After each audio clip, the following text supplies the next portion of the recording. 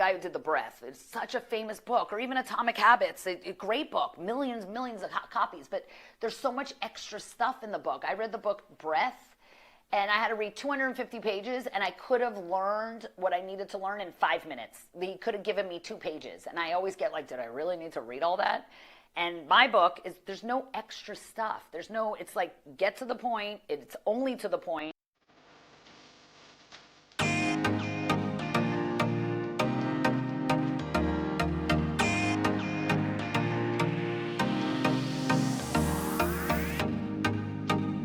I have a weekly newsletter called a 1-2 punch, and it's right to the point. It's a 1-minute video message to inspire you, and then it's 2 questions that are thought-provoking to ask yourself.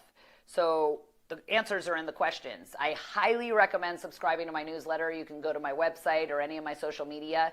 You'll get it once a week. It's all for you. And like I said, I don't add extra stuff where I'm like sending you here to buy this, send you here to buy that, add this advertisement here. It's just for you to elevate you, because I'm so passionate in the value of work harder on yourself than you do on your job and life becomes easier. You are the best project and the only project really you need to work on, because when you work on making yourself amazing in all areas, mind, body, and spirit, everything will be amazing, because how you think and how you feel dictates your whole reality. So when you feel great and you are great, you're going to be great, and then the whole world is going to mirror back to you great.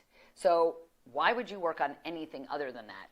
So I did these books for parents to do with their kids, to do 1 a day. And I say these books because there's a second book. So the second book is 1,000+ questions to ask yourself to become the champion of your own life. So the answers are in the questions, the best questions.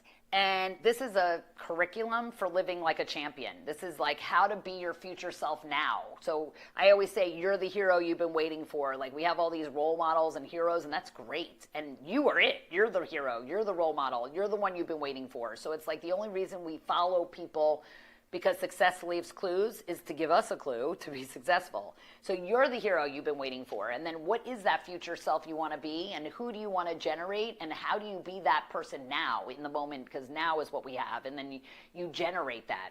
So just now I read you Rule 43, which was have patience. So then I have the book of questions. So this is like a journal you can use for the rest of your life. You can skip around. You don't have to, not all the questions might not, they might not all hold you where, whoa, that's amazing. But it only takes one. The one question that makes a difference for you will make the whole world different for you. So here's some questions for have patience. Number 1 says, are you a patient person? Do you most often exercise patience when needed? Explain your response. 2, where do you easily lose your patience the most? Why do you think that is? So like me, I answer my questions. I did all these. I lose the most patience with bad service. That's where it's like, ugh. Why do I think that is? It's because I give such good service, and I want people to give me the same service, because when I go, it doesn't mean it's right. I shouldn't lose my patience, right? All that matters is how we react. And I think if you're serving, like, serve me well. I remember I went to this paint store, and I wanted paint, and I kept going in for quarts. It was like the 3rd time back I went for a quart of paint, and the guy's like, oh, we have a gallon. I was like, why didn't you ask me the first time? When you come to my gym, I ask you everything, not related to like, what did you do yesterday, but everything related to how I could best serve you, and I move you fast. That way I know if you're coming from work, if you like yoga, if you like jujitsu, if you go home after. I need to know all your behaviors, because there's so low integrity in working out. Everyone says they want to work out, and then they don't, and then they don't get the results, yet they say they want it and they don't do it. So I want to make it happen.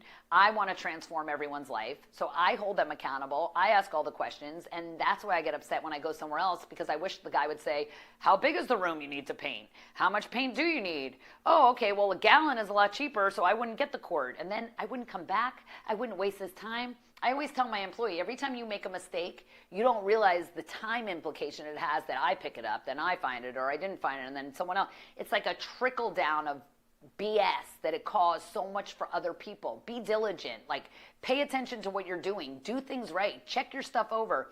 You know, I was an English teacher in the inner cities, and the kids are amazing writers. A lot of them, they express themselves very well. So I was a teacher in the inner cities, an English teacher, And it's funny because the kids were amazing writers. And I teach people, even if you write a sticky note, like why do anything less than amazing? Why get the 99? Why not get the 100? Why be less than amazing? Because it takes just as long to be as amazing as it does to be shitty. So either way, you're spending the time. So I would tell my kids, like they love passing notes. It was middle school, high school. They like their girlfriends, the girls they want. I'd say, okay, you pass notes, it's fine. But if I pick it up and it's spelled wrong, I'm reading it out loud. But if I pick it up and you wrote it correctly and you were diligent about what you write, I'll pass it to the girl you want to, or whoever you want to pass it to.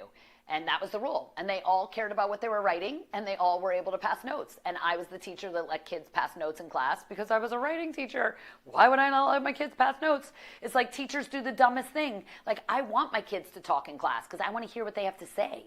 I want to hear what's coming out of their mouth, and I want them to learn communication skills so then I can engage with them and interact with them and hear what they're interacting about and be their camaraderie. Like, I want to be their buddy that helps them and move along, and I don't want them to shut up. Then I don't know what's going on in there. So I want them to pass notes. I want them to be better writers. I want them to know it's okay to pass a note over and write a love note to your girlfriend, but don't spell it wrong. I'm like, then I would be like, you don't want to date this person because he can't spell anything. So be diligent about what you do.